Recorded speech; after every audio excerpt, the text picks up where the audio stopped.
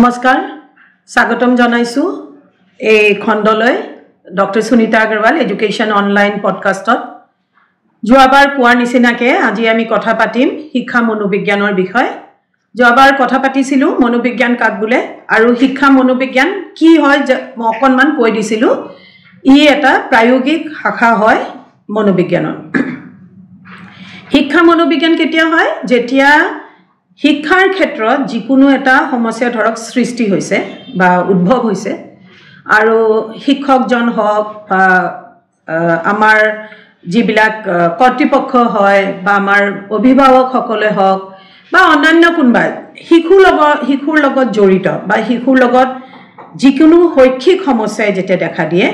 আৰু হেতু সমাধান কৰিবৰ কাৰণে আমি যেতিয়া মনোবিজ্ঞানৰ নীতি প্ৰয়োগ কৰো তাতে যেতিয়া মনোবিজ্ঞানৰ কথাবিলাক প্ৰয়োগ কৰি পেলাই আমি সেই কি কাৰণে শিশুজনে তেনে ধৰণৰ আচৰণ কৰিছে বা কি কাৰণে সেই সমস্যাটো দেখা দিছে হেতু জানিবৰ কাৰণে যেতিয়া মনোবিজ্ঞানৰ নীতি প্ৰয়োগ কৰিম তেতিয়া হেয়া শিক্ষা মনোবিজ্ঞান হৈ উঠে এতিয়া আমি বুজিলো যে যেতিয়া শিক্ষাৰ ক্ষেত্ৰত আমি মনোবিজ্ঞানৰ নীতি প্ৰয়োগ কৰিম সাধাৰণভাৱে বুজিবলৈ এনেকৈ বুজি থক যে যেতিয়া আমি শিক্ষাৰ ক্ষেত্ৰত সৃষ্টি হোৱা যিকোনো সমস্যা সমাধান কৰিবলৈ মনোবিজ্ঞানৰ নীতি প্ৰয়োগ কৰিম হেয়া শিক্ষা মনোবিজ্ঞান এনেই যেটো আমি সাধাৰণ মনোবিজ্ঞান বুলি কওঁ তাতকে অলপ হলেও পৃথক মই কলোৱে যে ই সাধাৰণ মনোবিজ্ঞানৰ এটা ভাগ হয়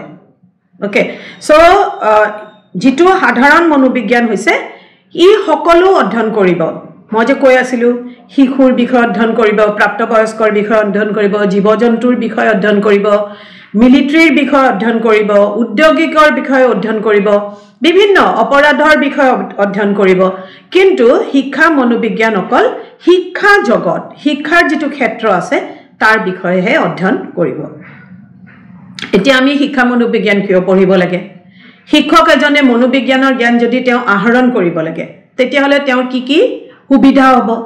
বা আমি যদি শিক্ষা মনোবিজ্ঞানৰ পৰিহৰ কাক বোলে হেতু যদি জানিব বিচাৰো গুটেকেটাৰ আমি একেটা উত্তৰ হ'ব বুলি ক'ব পাৰো প্ৰথমে যদি আমি যেতিয়া শিক্ষা মনোবিজ্ঞানৰ পৰিহৰ বুলি কওঁ বা শিক্ষক এজনে যদি মনোবিজ্ঞানৰ তেওঁ জ্ঞান থাকে কি সুবিধা হ'ব পাৰে প্ৰথম কথা হৈছে তেওঁ বিকাশৰ স্তৰৰ বিষয়ে জানিব মনোবিজ্ঞানীসকলে আমাৰ জীৱনৰ স্তৰক বিভিন্ন ভাগত ভগাইছে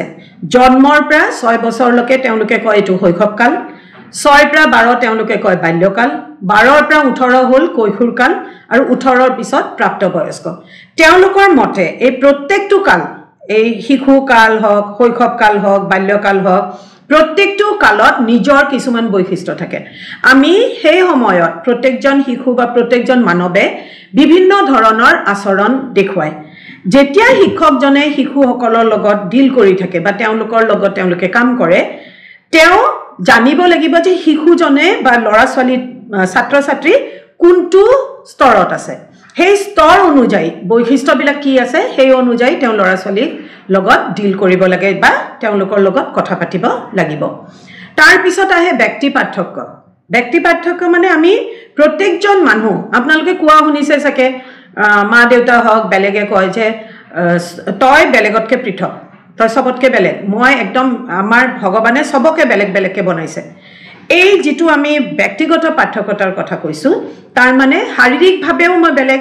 সামাজিকভাৱেও মই বেলেগ মোৰ আবেগবিলাকো বেলেগ মোৰ নৈতিকতাও বেলেগ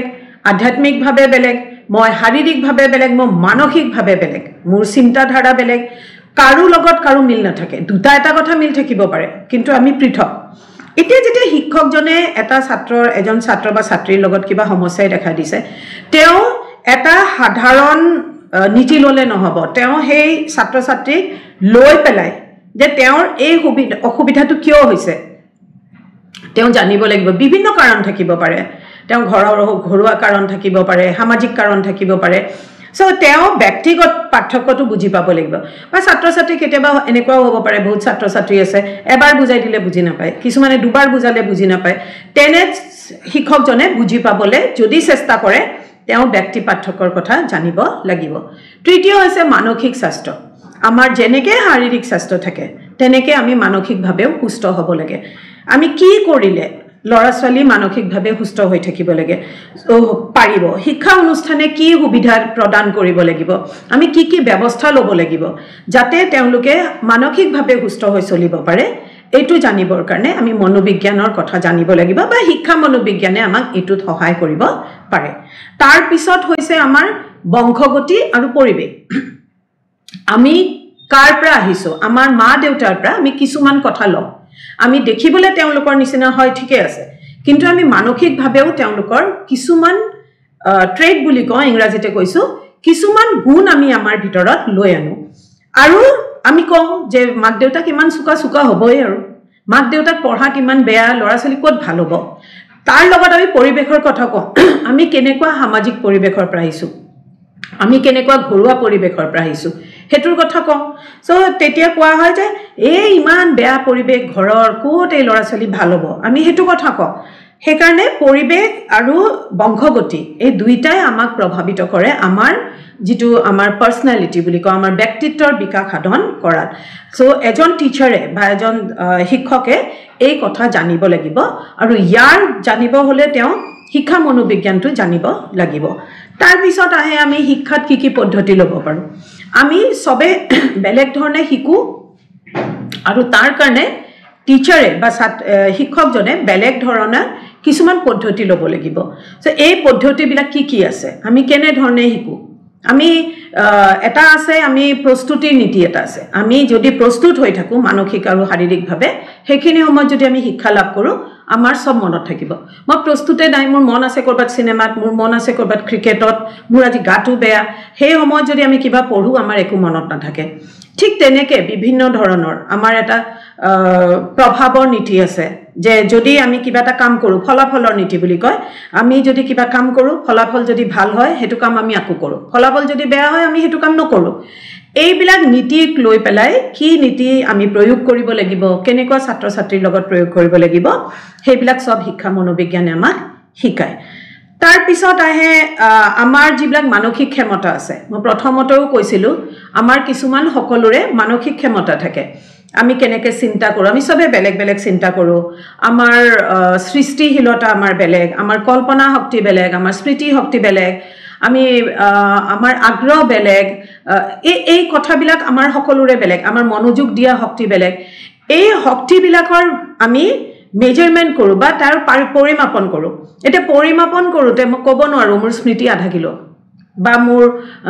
আগ্ৰহ মই ফুটবল খেলি ভাল পাওঁ মোৰ আগ্ৰহ ফুটবলত আধা কিলো আছে বা 1 কিলো আছে বা 2 মিটাৰ আছে নহয় মোৰ ফুটবলত বহুত আগ্ৰহ আছে বহুত আগ্ৰহ মানে কোনবা যদি উদে বহুত মানে কিমান হে এ বহুত মানে বহুত মই বুজাব নোৱাৰো এই আমাৰ মানসিক ক্ষমতা বিলাকক অলপ হলেও পৰিমাপন কৰিবলৈ চেষ্টা কৰে সম্পূৰ্ণৰূপে পৰিমাপন কৰিব নোৱাৰে কিয়নো আগতেও কৈছো আমি এইবিলাকক দেখা নাপাওঁ কিন্তু এটা আনুমানিক পৰিমাপন কৰিব পাৰি যে ছাত্ৰ ছাত্ৰী পঢ়াত ভাল বা তেওঁলোকৰ বুদ্ধি আছে নে নাই বা অলপ বুদ্ধি কম বেলেগতকে এইবিলাক কথা ইয়াত আমি পৰিমাপন কৰিব পাৰো আৰু তাৰ পিছত আহে আমি শিক্ষা মনোবিজ্ঞানে সদায় আমাৰ যেটো অচেতন বা অবচেতন বা অৰ্ধচেতন মন আছে তাৰ বিষয়ে অধ্যয়ন কৰে মই আগতেও কৈছো আমাৰ দৈনন্দিন জীৱনত বহুত এনেকুৱা কাম আছে যিবিলাক আমি ক'ব নোৱাৰাকে কৰো আমি কামটো হৈ আছে তাৰ পিছত যদি কোনবাই হুদে এটো কিয় কৰিলা এই গমে নাপাও মই কিয় কৰিলো বা আমি নিজে কেতিয়াবা এনেকুৱা কাম এটা কৰি পেলাই ইছৰাম কিয় যে কামটো কৰিলো মই এতিয়া ভাবি মোৰ মুটো গৰম উঠি গৈছে কিয় মই এনেকুৱা কৰিলো মই এনেকুৱা মানুহে নহয় কিয় কৰিলো মানে আমাৰ হেতু অচেতন মনত আছে অচেতন মনত আমি যেতিয়া ডাঙৰ হৈ গৈ থাকো কিছুমান কথা আমাৰ মনৰ ভিতৰত হিপাই থাকে কিছুমান কথা আমাৰ সমাজৰ প্ৰতি আমাৰ যিবিলাক মনোভাৱ আছে যাক আমি এটিটিউড বুলি কওঁ আমাৰ যিবিলাক কিবা বস্তুৰ প্ৰতি মনোভাৱ আছে সেইবিলাক গঢ়ি উঠে সো আমাৰ যেতিয়া মনোভাৱ কিছু কিবা বস্তুৰ প্ৰতি গঢ়ি উঠে হেতু আমাৰ দেখা দিবলৈ আৰম্ভ কৰে এই যেটো আমাৰ মনোভাৱ এই যেটো